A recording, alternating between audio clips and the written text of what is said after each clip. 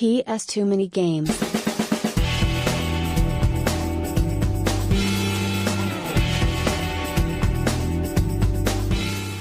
Welcome back to part 2 of the Peterborough Huntingdon road trip, if you will. This is the Huntingdon collection. These are the games all I got in Huntingdon, which is a small market or very middle upper class town, we'll be honest. We went there after Peterborough, so yeah. To be honest, personally speaking, I probably think I did better in Huntingdon than in Peterborough, but obviously you can judge that.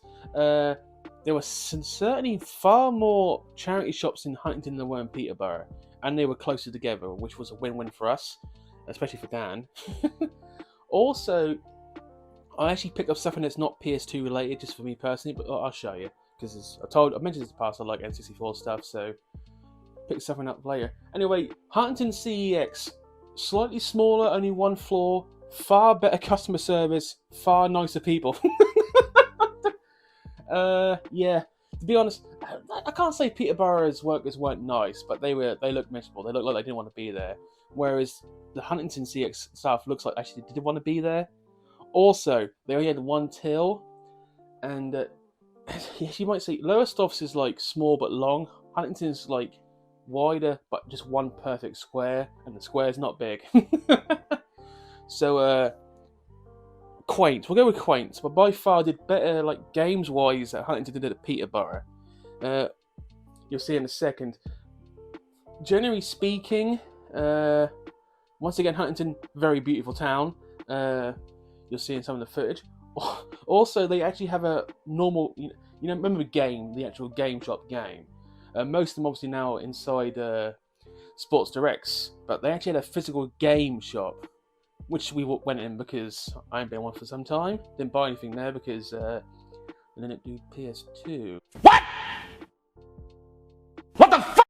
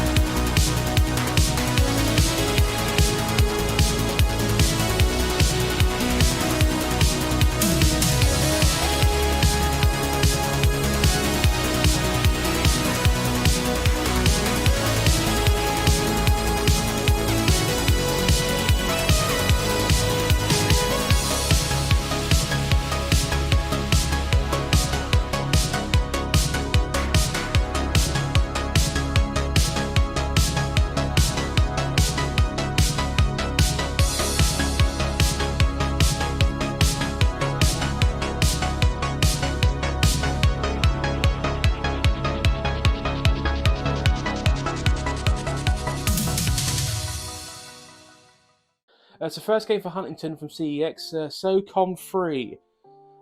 This is a good series. Obviously, not expensive because they sold reasonably well. I didn't realise they all went platinum, so I'm actually finding SOCOM 3 with the platinum disc very pleased with.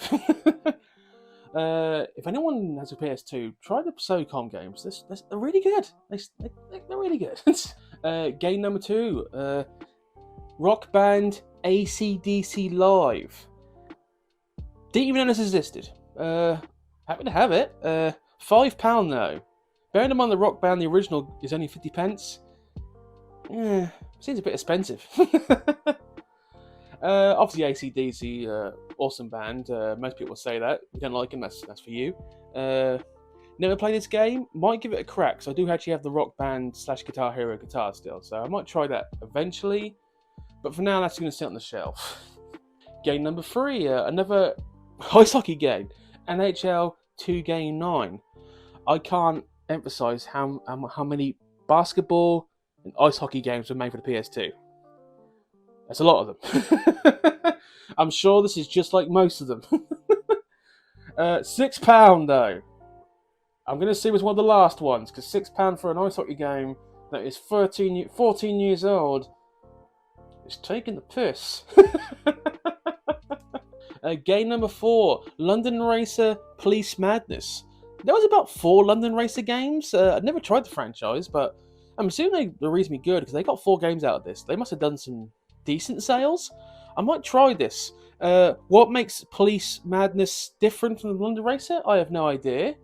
But I'm assuming they're trying to do a British version, maybe Need for Speed or something like that. Maybe, I'm not entirely sure, but yeah, I'll try it. Game number 5, Alias. Once again, one of those games I didn't even know existed. £2, so it can't be that awesome. I think they actually got is it Jennifer Garner to do some voice acting for this.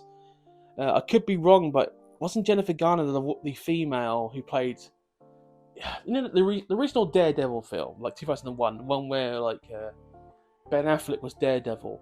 Was it Elektra, the female? I think that was Jennifer Garner. Yeah, weird film. I should try this. I'm actually kind of intrigued. Game number 6, and the epitome of shovelware, Leaderboard Golf. It's a generic golf game. I have no intention of playing this. I need it for collection. Let's move on. Game number 7, NBA 2K8. Do you remember about 3 minutes ago I mentioned ice hockey and basketball game have a lot of games? This is one of them. But seriously, there's like 22 basketball games. 22. I don't know why. I'm assuming NBA Jam was the best one, because NBA Jam has always been one of the better basketball games. I could be wrong. We'll move on. Game number 8, and the last game from CEX, but by far the most expensive game I bought in the whole day. Art of Fighting Anthology. As you can see, it's about a £35 game. What I didn't realise until I bought it, doesn't make a difference. This actually is the Spanish/Portuguese version. If you can clearly see that, there's not one word of English on this case. Obviously, PAL covers all of Europe, so that's not an issue. And it's also a fighting game, so I don't think there's going to be much difference in the dialogue or story if it has one. Plus, it's an anthology game, so it's obviously 2 games to put in one.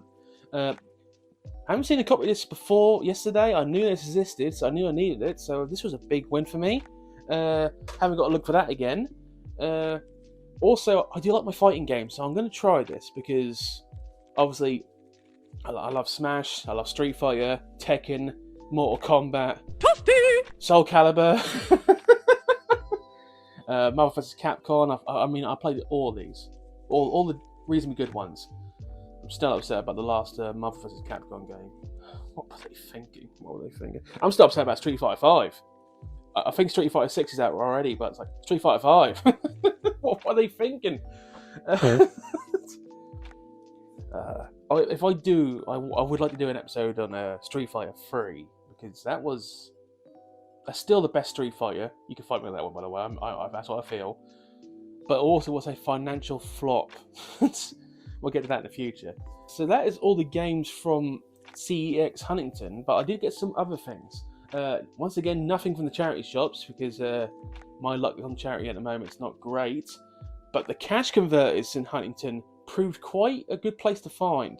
Not only was had the biggest collection of PS2 games I've ever seen, but I did pick up an N64 game in there that I actually wanted for a while, which was actually half price compared to CEX pricing. You'll see in a second. So I did a small white lie. I forgot I did get the Sims busting out platinum at cash converters. The amount of platinums I find at cash converters with the platinum disc in, and they're actually in like near perfect condition at the moment, it's uncanny. It's really helpful. Honestly, I was like, no platinum off the list. I was happy. But what I was very happy about was N64 Star Wars Rogue Squadron.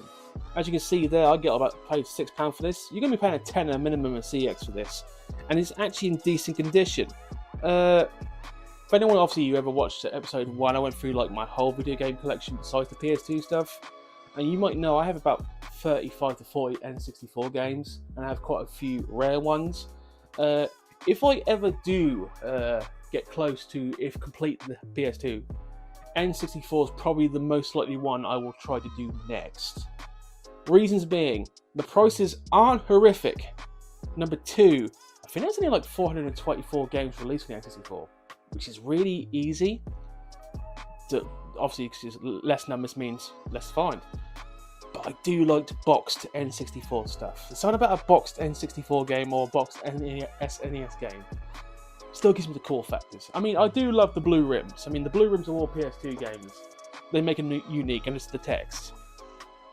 But Nintendo, it's not about old Nintendo stuff. It still kind of gives you that like childhood feeling kind of thing.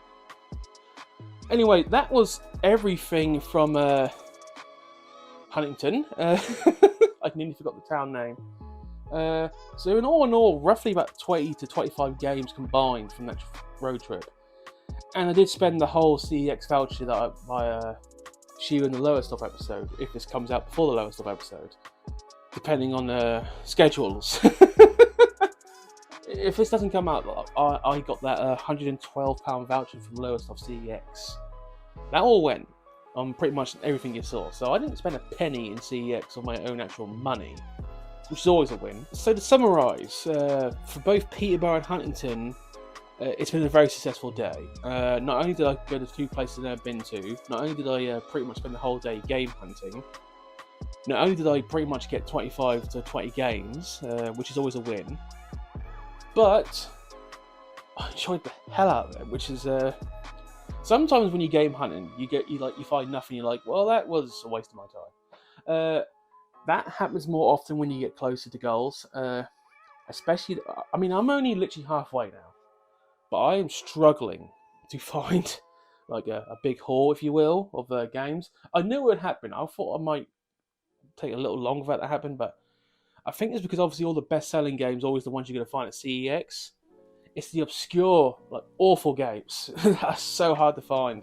I mean, I know I rag on Carol Vorderman's Sudoku because it was a terrible idea and a terrible game, but that's the only copy I've ever seen of it. Because people just threw them away because they were awful games.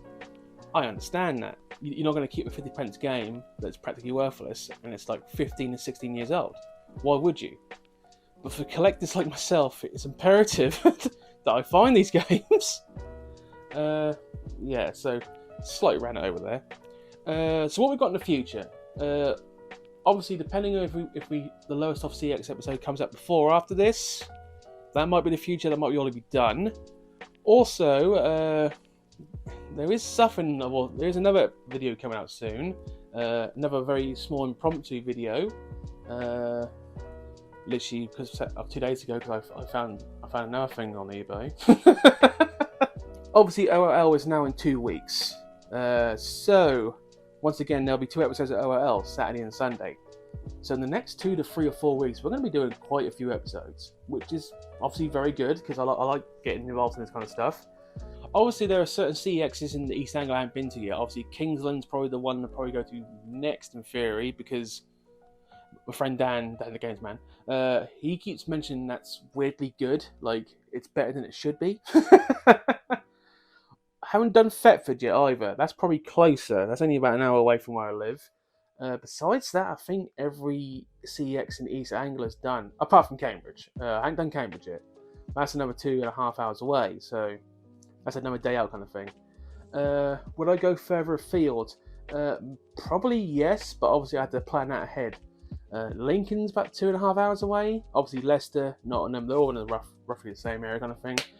If I really prepared, we could probably knock out 4 CXs in one day. If we're really prepared and I really save money. But that's not in the near future. That's not happening for at least a month or so. So yeah, these are just ideas. I will be doing more CX roulette in the future when I decide what I want to buy. Probably not in the next 2 to 3 weeks though, because it's now like money saving time for OLL. With 2 weeks to go, I'm now getting to the point. It's like I'm probably not buying anything more for the next 2 weeks. Video wise, I've bought a lot, so we got stuff, but it's like there will be no game purchases for the next 2 weeks. Thank you for watching. This is really becoming quite fun doing this once a week. For those who always subscribe, once again, we thank you. Please comment if you have any questions. I'll happily ask. So far, no criticism yet. I mean, which is I would have thought I'd get one guy going, well, that doesn't make any sense, because we're not perfect here. I mean, I make mistakes. I mean, there's mistakes in any other episode. Very subtle mistakes that you might notice, but I noticed them. Yeah. So anyway, I'm getting sidetracked again. Thank you for watching. Have a good rest of the day, and we'll see you next time. Obviously, we are now on the road to LLL. See you later.